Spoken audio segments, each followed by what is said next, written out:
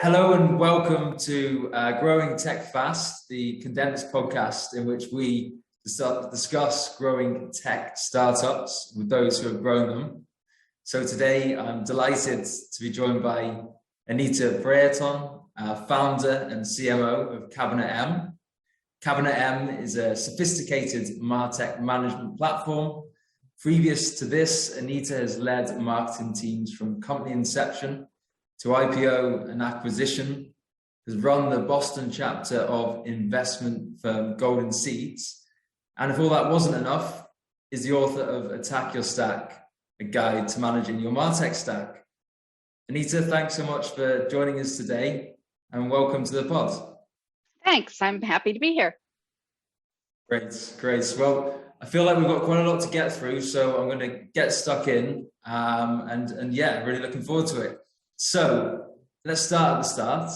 How did you end up in marketing? Well, I'd like to say it was a well thought out plan, but actually it wasn't. I was working for a technology company, joined them fresh out of school, and I was working in the role of engineering program manager, so managing all the development projects. And during that time, there was a big process issue in the company that none of the VPs wanted to take on. So me as this, 2 years out of school person said, well, I'll do that. And it caught the attention of the president of the company.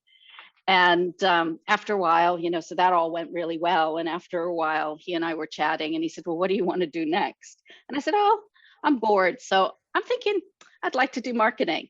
And he said, well, what makes you think you'd be any good at marketing? And I'm like, well, I didn't know I'd be good at this, so I'm sure I'll be good at marketing.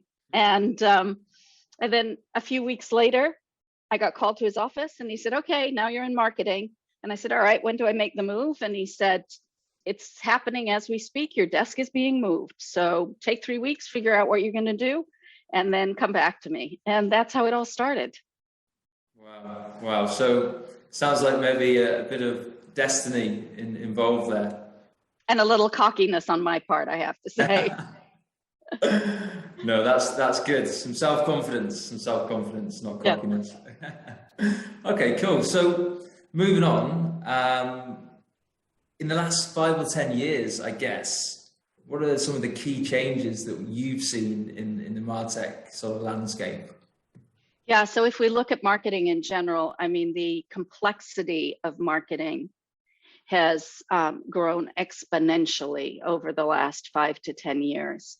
We have all these new channels that didn't exist 10 years ago. I don't know how old Instagram is, but TikTok is only a couple of years old. We've had Clubhouse come, all these different new channels that marketers have to leverage to reach customers. And with that complexity comes even more technology.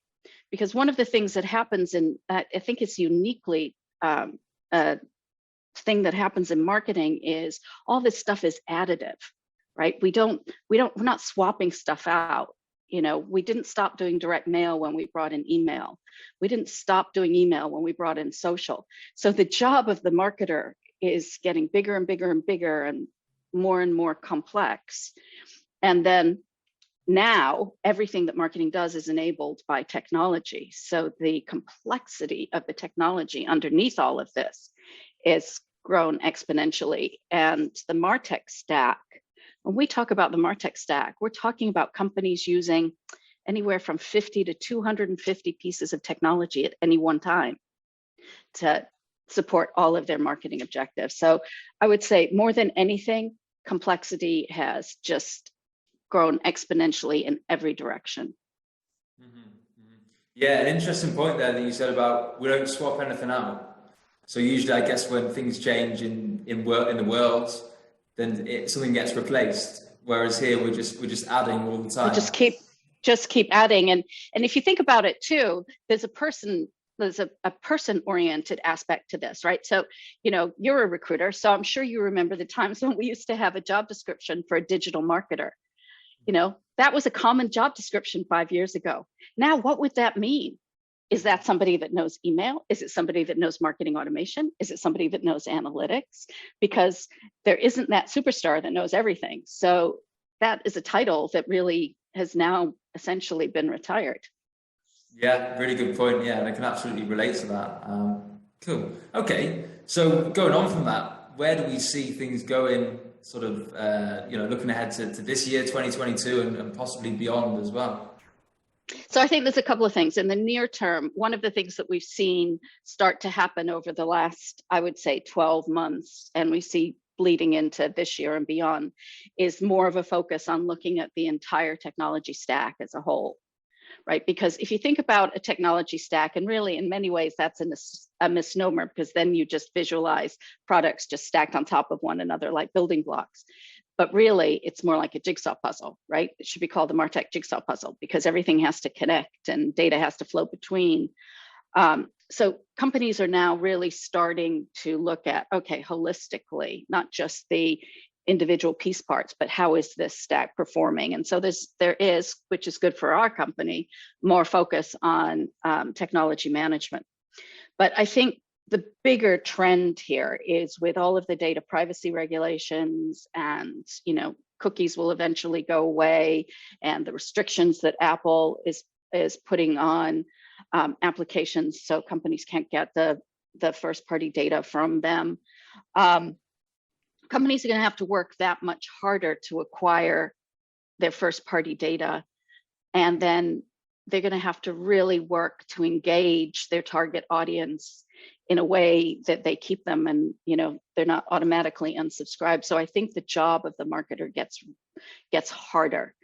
And, the way to solve for this down the road is personalization, and not just, putting in, "Hi, Jacob," in an email, but, really delivering messaging and content that, they know you, Jacob, will engage with, and then being able, if you don't engage with it, to quickly adapt and send you something different, and to do that in an automated way. So I think, we're going to see a lot of technology around making that happen.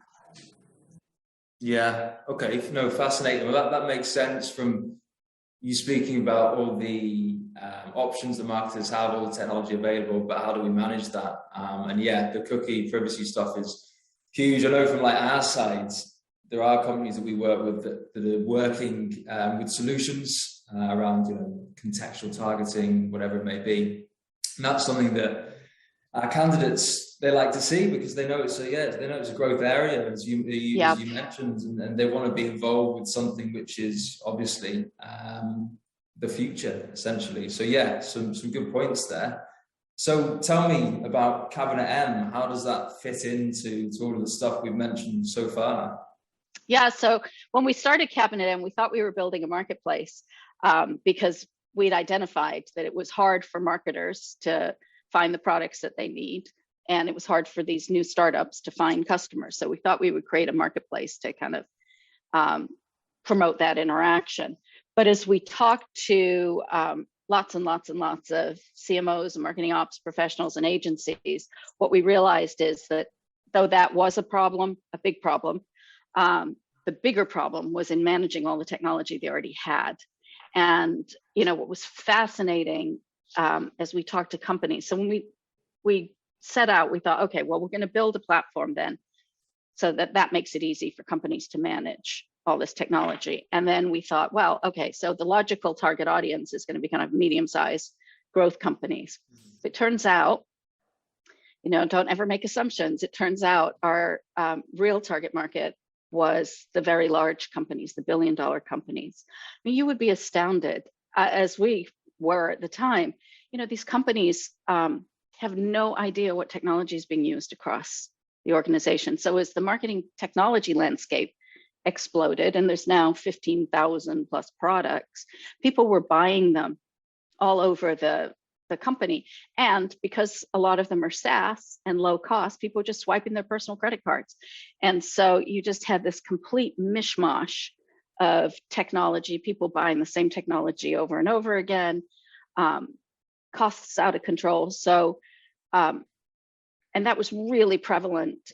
and I think still is very prevalent in the larger organizations. So our platform has been built to help companies manage all of that, to optimize their spend, their performance, to look at things holistically, to track all the integration. So everything that somebody would need to manage all of the details of their marketing technology. Okay, fascinating. And that makes sense, and sounds like it's multi-layered in terms of the benefits that it can offer a company, particularly larger enterprises, not just from like operational and financial efficiency, but possibly, and tell me if I'm wrong, but possibly like around like GDPR, things like that. If we're managing loads of different marketing campaigns in tech and we don't know what that is, that's huge on its own, isn't it? It is, and that is definitely a use case. And on the cost side, we find that our customers typically reduce their spend within 20% by 20% within the first 12 months, because when they finally get their hands around everything, it's like, we have redundant contracts, redundant products, redundant functionality. So all of that can be taken out. So our vision is really, we want to be the enabling infrastructure that sits under everybody's marketing technology. Okay, fantastic. No, thanks for explaining that. So where are you guys in the evolution of CabinetM? So the platform is built, and we have some pretty high profile customers. So, in the States, Major League Baseball, for example, is a customer of ours. LogMeIn, who, use any of their video conferencing services, is a customer of ours. Cameo is a new customer of ours. So, big recognizable brands are customers. And we've just started to sign marketing tech consultancies as partners, because some companies really aren't equipped personnel-wise to look at the whole technology strategy. And so they're bringing in external specialists, and we work with those as well. So the company is, we're still a young company. We're still under 10 people, but the platform is solid and continues to evolve, and customers love what we're doing. Great. Okay. Exciting times. Well, talking of exciting times, what's the best thing about being an entrepreneur? So that's a good question. So a lot of times when I talk to wannabe entrepreneurs, they tell me that, they want to be an entrepreneur because they want to, be in charge and not report to anybody, which is really not the case, by the way, when you are a funded startup, because you are, beholden to your investors and your customers. So you never get away from reporting to somebody. There's always somebody that you're working on behalf of. But I think some of the really good things are, first of all, the engagement with customers and potential customers. That direct engagement is fabulous. No 2 days are alike when you're an entrepreneur, so it is never boring. And I think the ability to kind of build your own team and work on the team dynamics and the culture is very fulfilling. So, it's a journey not for the faint of heart, but there are a lot of psychic rewards around being an entrepreneur. Perfect. Okay, great. And we already know that you're not one to squirm away from a challenge. So yeah. So what about any particularly good moments that have stood out for you so far? I think for us, anytime we sign a new customer is more than exciting. So it's all those milestones, right? It's the first customer, the second customer. Well, it never gets old. A new customer logo is always exciting. And then, it's the first time you see the company covered in a media program, the first time you do a speaking op. And recently for us, right now we're starting to be fairly well known. So people are referencing us independently in social posts and things. And that feels really good. It's just a really good feeling. And, you can, it's validation of progress, and it feels great. Yeah, fantastic. Okay. Well, taking the same sort of route around what are the great things about being an entrepreneur, but flipping it on its head, what are the the terrible things about it? What are the things that maybe aren't so brilliant? Yeah, well, I think, if you're building an enterprise SaaS business, right, you have to do it with investor money, and fundraising is challenging. It takes an enormous amount of time, and it can be very soul destroying, right? You knock on a lot of doors, it takes a lot of knocking before a door opens. And then you have a meeting, and somebody who knows nothing about marketing will tell you all the things they think are wrong with your business. And, so it can be soul destroying. There's a great book by Howard Schultz, who was the founder of Starbucks. And he writes about going into an investor meeting and coming out and sitting on the sidewalk and crying on Bill Gates's father's shoulder, who was an advisor to him, and physically crying. So I do think, fundraising is probably the worst part. And I think the second part, and this is, something that should factor into anybody's decision to be an entrepreneur, is the uncertainty in the journey. Because, there are so many highs and lows, and, as you're raising money, you may only have 6 months in the bank. And we've been there many times where we're down to the last couple of months of cash, and it's like, okay, what are we going to do, and how are we going to do it? And if you let yourself get overwhelmed with that, you'll never get anywhere. So somebody that wants to be an entrepreneur's got to be comfortable with the uncertainty of cash flow and things like that. Yeah. Okay. Real roller coaster. Yeah, it can be. Great. Well, last question on this sort of thing. Any disasters that you would care to share? I don't know that there's been big disasters, but we've had a lot of shake our head moments. One of the funniest moments along the way is, so we did a lot of market validation when we started out, and which has served us very, very well. And at one point we were talking to very, very large agencies, $1 billion plus digital marketing agencies. And some of those meetings were, we're going to write a book on some of those someday. But one of the funniest ones, we got a meeting with the chief technology officer at this multi-billion-dollar agency. We went to their office in New York. And of course, we're two very experienced, AKA older women, professional women. And we walk into this environment that is all, crazy wood and plants and weird furniture and young people and, everything that you imagine about a creative agency. And we get put in a room, and then the CTO comes in with his team, and he talked at us for 90 minutes. Just never took a breath. 90. Yeah, never took a breath. And a lot of stuff that he was saying was incoherent. I mean, he was talking about the French Revolution and all this stuff. And so, we walked out of that and looked at each other and said, what was that?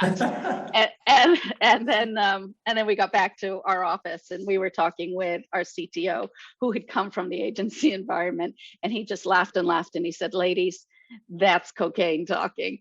Wow. And in hindsight, it was, but oh my gosh, sitting in that meeting, that was like, I think that's the craziest meeting we've ever had in our entire careers. Yeah, well, I mean, funny story, but 90 minutes. I don't know how you can, manage your time and all that stuff if you spend 90 minutes talking about the French Revolution. So, and none of his team reacted. So, we're looking at each other like, is there something we don't get here? Oh God, that's fantastic. Okay. Yeah. Okay. Let's move on. Yeah. So you, as I mentioned at the start, you've sat on both sides of the table here. So as an entrepreneur and as an investor. Mm-hmm. So why is it you've chosen equity crowdfunding as a path for your current fundraise? Yeah, it's a good question, because Yeah, we have a lot of experience on the other side of the table. As you mentioned in the intro, we, both Cheryl and I ran the Golden Seeds chapter in Boston, which invests in women-led businesses. And I've sat on the board for 8 years of the Massachusetts Mass Venture, which is their venture capital arm. It's the state's venture capital arm. So we raised our initial funding through angels and one VC. And now, we need to raise that next, really 3 million. But, upfront, we need 1 million. And, the harsh realities of the world are that it is harder for women to raise money. Women only receive 2% of venture capital. So, are we daunted by that? No. But is it a challenge? Yes. And I've raised venture before in a previous life.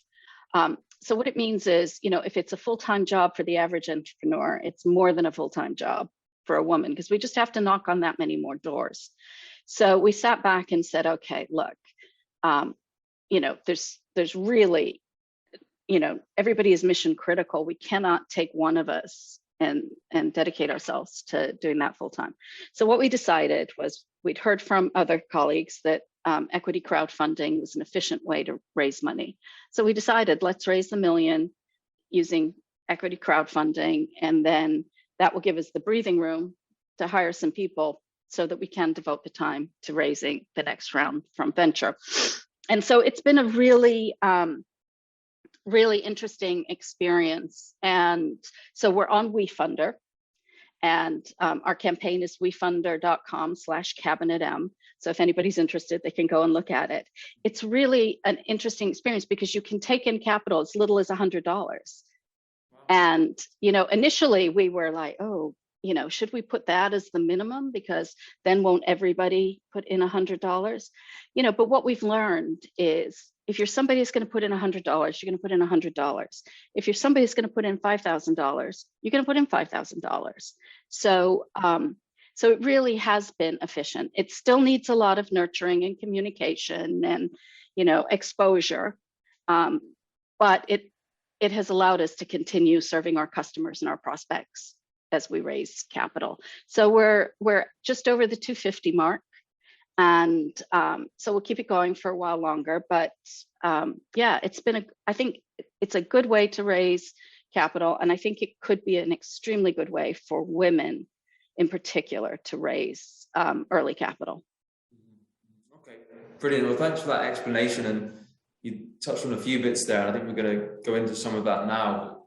A fact that I didn't know around that, only 2% of VC funding goes to women, which I would never have guessed, to be honest with you. But yeah, okay. So yeah, sort of touching on that, you've done a lot to support other women that are entrepreneurs and in marketing. I saw that you been an executive in residence at Simmons College for Women, and obviously ran the Boston chapter of Golden Seeds, which is an angel investment firm that invests in women-led businesses, as you said. So yeah, firstly, is that a personal passion for you? Yeah, it is. I spent my whole career in startups and frequently being the only woman on the team. And so when I kind of stepped out of that world, I wanted to stay engaged with startups, and that led me to angel investing. And as I began to angel invest and see all of these amazing women that were founding companies and realize how little they had access to capital, then yeah, it's become a lifelong mission for me to change the dynamics. Yeah. Okay. Fantastic. And I mean, if you can give us a short summary or a few pieces of advice, because we haven't got loads of time left, but what advice do you have for women in marketing or women that want to be entrepreneurs? Yeah. So I think my advice to women in marketing is, don't be afraid to learn the technology. One of the things that's really interesting is that the interface for most technology products is kind of the same from product to product. So if you've learned one, it becomes easier and easier to learn more. So don't shy away from learning technology. That's the future of marketing. Embrace it. And then the other piece of advice I have for women that want to be entrepreneurs, and this also applies to women in marketing, is you don't need all the answers when you start your journey. I think women, because we are held to a higher standard when it comes to fundraising and all these other things, they feel like they have to have every I dotted and every T crossed, and you don't. Jump in, get started. Don't be afraid that you don't know how to do X. Find a way to figure it out, but don't be daunted by that.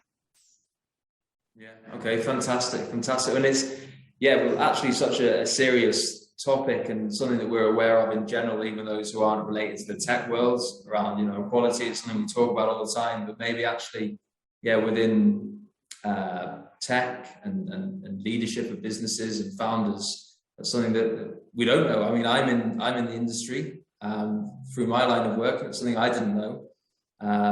So maybe more people need to be aware of that sort of thing. Yeah.